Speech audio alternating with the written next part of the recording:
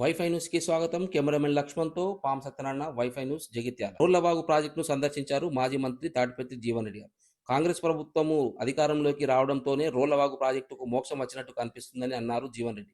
వాస్తవంగా రోళ్లవాగు ఒకనాడు ఇది రాజుల చెరువుగా ఉన్నటువంటి ఈ బీర్పూర్ నరసింహపల్లె సంబంధించినటువంటి ఈ యొక్క చెరువును శ్రీరామ్ సాగర్ ప్రాజెక్టు బ్యాలెన్సింగ్ రిజర్వాయర్గా చేపట్టే విధంగా ధర్మపురి మండలం చివరి వరకు చిత్రవేణిగూడెం, చెర్లపల్లి, కండ్లపల్లి, రంగసాగర్, తుంగూరు, కొలవాయి చివరి గ్రామాల వరకు నీరందే విధంగా ఈ బ్యాలెన్స్ రిజర్వ్ రూపొందించబడిందని చెప్పేసి అన్నారు జీవన్ రెడ్డి.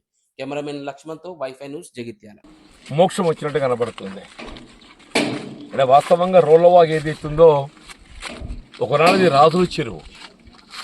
రాజుల చెరువుగా ఉన్నటువంటి ఒక ఈ బీర్పూర్ నర్సింహపల్లికి సంబంధించినటువంటి ఒక ఈ చెరువును శ్రీరామ్ సాగర్ ప్రాజెక్ట్ బ్యాలెన్సింగ్ రిజర్వాయర్గా చేపట్టబడే విధంగా సో దట్ అటు ధర్మపురి మండల్ చివరి వరకుతో పాటుగా ఈ బీర్పూర్ ప్రాంతం చివరి వరకు అంటే అక్కడ చిత్రవేణిగూడెం కానీ, చెర్లపల్లి కానీ, కర్లపల్లి కానీ, రంగసాగర్ కానీ, చివరి గ్రామాల తుంగూరే కానీ, కొల్వాయి కానీ అన్ని గ్రామాల వరకు ఏదైతుందో నీరు అందింపజేయబడే విధంగా ఈ బ్యాలెన్సింగ్ రిజర్వాయర్ రూపొందించబడింది రోళ్లవాగు. అప్పుడు ఇది 0.25 TMCతో రూపొందించింది. అంటే వాస్తవంగా మనకు సీజన్లో ఏదైతుందో నీటి విడుదల ఆన్ అండ్ ఆఫ్ సిస్టమ్ కాబట్టి మనకి 0.25 TMC స్టోరేజ్ లెవెల్ను ఈ విడతల వారీగా నీరు నింపుకొని మనం సాగు చేసుకోవడం జరుగుతుండే.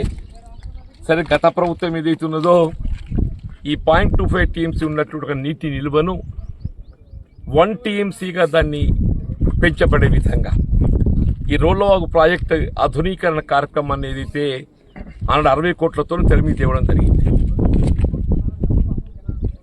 ఏ రోళ్లవాగు ప్రాజెక్టు ఆధునీకరణ అని తెరమీదికి రావడం జరిగిందో ఈ బీర్పూర్ మండల వాస్తవులు ధర్మపురి ప్రాంతం వారికి ఒక విధంగా కష్టాలు మొదలైనని చెప్పక తప్పదని చెప్పండి. అంతకుముందు ఏదైతుందో అట్లీస్ట్ విత్ దట్ 0.25 TMC ఎప్పుడు కూడా ఇబ్బంది లేకుండా ఎప్పటికప్పుడు కొంత సమస్య అయినా కానీ ఏదైతుందో పంటలు తడారిపోకుండా నీటి సౌకర్యం పొందడం జరుగుతుంది.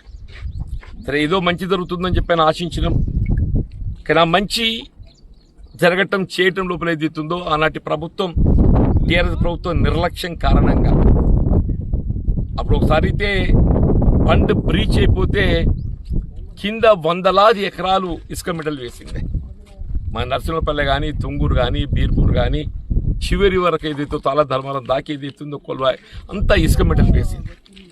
ఇసుక మెడలు వేసి మన పంటలు నష్టపోవడంతో పాటుగా భూములన్నీ కూడా మళ్ళీ ఇసుక తోడేయడం కూడా పెద్ద సమస్య అయిపోయింది. భూమిని సిద్ధం చేసుకోవడం కొనుక్కున్నట్టయింది.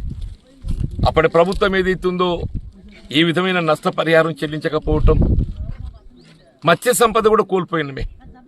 ఇలా మత్స్య కార్మికులు ఇక్కడ గంగపుత్రులు ఎక్కువ ఉంటారు ఈ 4 గ్రామాలకు సంబంధించి. అందరూ కూడా వాళ్ళ మత్స్య సంపదను కూడా కోట్లాది వేలుగల మత్స్య సంపద కూడా కోల్పోయింది చేపలు. సరే, ఏ విధంగామైనట్టుగా సహాయం అందకపోవటం, ఒక పరిస్థితుల్లోనైతే అప్పుడు రెండో పంటకు నీటి విడుదల చేసే పరిస్థితి కూడా లేకుండా మన బీర్పూర్ ప్రాంతం ఈ దిగువ గ్రామాల వాళ్ళందరూ కూడా ఉద్యమించి, నాకు గుర్తుంది మధ్యాహ్నం 11-12 గంటలకు ఆరంభిస్తే సాయంత్రం 4 గంటల దాకా కూర్చుంటే అప్పుడు ఈ గారు వాళ్ళందరూ వచ్చి నీటి విడుదలకు అష్యూరెన్స్ ఇచ్చి ఆ పంటలు కాపాడడం జరిగిందని చెప్పండి.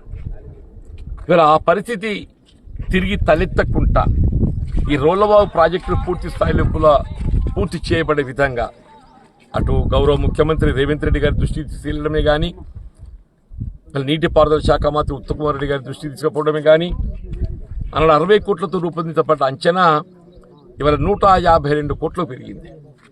152 కోట్లు పెరిగిందని చెప్పండి. సరే, ఇందులో ల్యాండ్ ఎక్విజిషన్ ఇన్వాల్వ్ అయి ఉన్నది.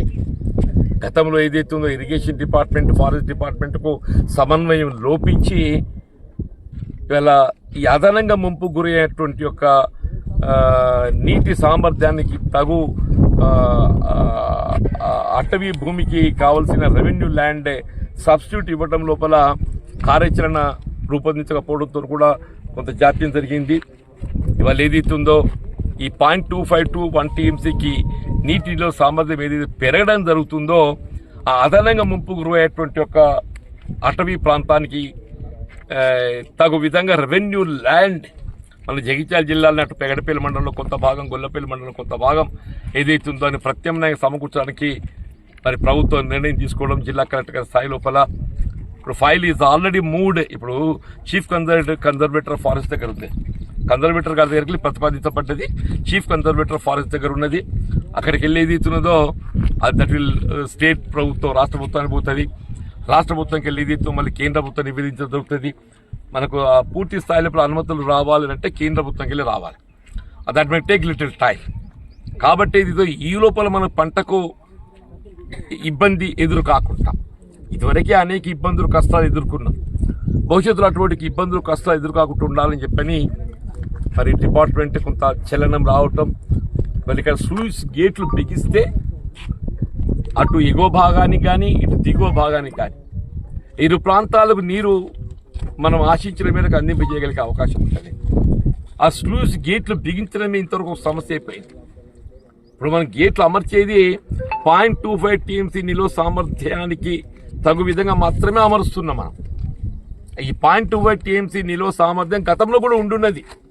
మన అదనంగా ముంపు గురయ్యేటప్పుడు ఏదైతుందో అదనపు అటవీ ప్రాంతం ముంపు గురవుతుంది. కాబట్టి మనం ప్రత్యామ్నాయంగా స్థలం ఇచ్చిన తర్వాత, ప్రత్యామ్నాయంగా చెట్లు నాటిన తర్వాత అది మనం వినియోగించుకునే అవకాశం వస్తాయి. అది కొంత టైం పట్టేస్తుంది, జాప్యం పెట్టింది. కాబట్టి అంటే లిటిల్ మోర్ ఇంకో 5-6 మాసాలు పట్టవచ్చు అనుకుంటుంది మన ప్రత్యామ్నాయంగా ల్యాండ్ బదిలీ కావడానికి. కేంద్ర ప్రభుత్వంకి వెళ్ళి మనకు అనుమతులు రావాలి. కాబట్టి ఈ లోపల ఈ 0.25 టీఎంసీ నిల్వ సామర్థ్యాన్ని గతంలో లాగా వినియోగించుకునబడే విధంగా ఈ స్లూయిస్ షట్టర్స్ బిగించుకోవడానికి కావాల్సినటువంటి ఒక నిర్మాణ పనులు బెడ్ ఇప్పుడు నడుస్తుంది. బెడ్ ఇంతవరకు ఈ బెడ్ కూడా వాళ్ళు నిర్మాణం చేయడం జరగలేదు. దాదాపు 8 మీటర్ల బెడ్ వేసింది ఇప్పుడు స్లూయిస్. ఇక్కడ ఇంకొక 3 మీటర్లు అయితే బెడ్ పని అయిపోతుంది. ఇది ఒక 10-15 రోజుల లోపల, 3 వీక్స్ లోపల, 2 వీక్స్ లోపల ఇది అయిపోతుంది. ఇది కాగానే మనం షట్టర్స్ ఇంకొక 2 వీక్స్ అది పట్టవచ్చు. అంటే ఇప్పుడు అధికారులతో చర్చిస్తే వాళ్ళు ఇచ్చేటువంటి ఒక అష్యూరెన్స్, ఒక టైం ఫ్రేమ్ ఏదైతున్నదో before end of the June అంటే బై 1st జూలై వారు ఏదైతున్నదో ఈ సెక్టర్స్ బిగింపు చేయటం పూర్తవుతుంది అన్నటువంటి ఒక అభిప్రాయాన్ని వ్యక్తం చేస్తున్నారు. అంటే మనకి ఏ పరిస్థితుల్లో రేపు రాబోయే రేపు వచ్చే ఖరీఫ్ ఏదైతున్నదో ఇటు దిగువ ప్రాంతమే కానీ అటు ఎగువ ప్రాంతం చెర్లపల్లి, కండ్లపల్లి, రంగసాగర్, మంగెల అటు ఆ ప్రాంతం అవుతున్నది కదా, వాళ్ళకి ఏ విధమైన ఇబ్బంది ఎదురు కాకుండా వాళ్ళకు నీటి సరఫరా సక్రమంగా జరిగే విధంగా